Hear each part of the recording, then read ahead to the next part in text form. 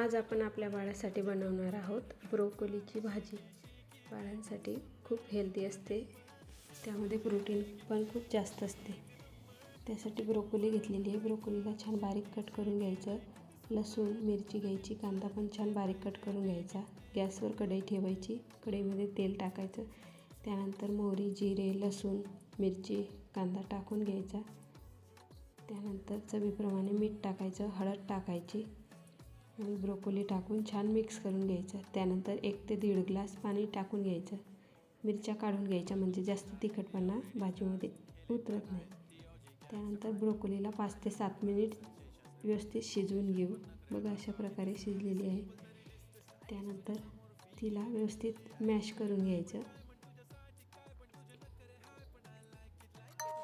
Mash केल्यानंतर तुम्ही पोळीमध्ये असा पोळीचा काला करून किंवा मग भातामध्ये सुद्धा देऊ शकता।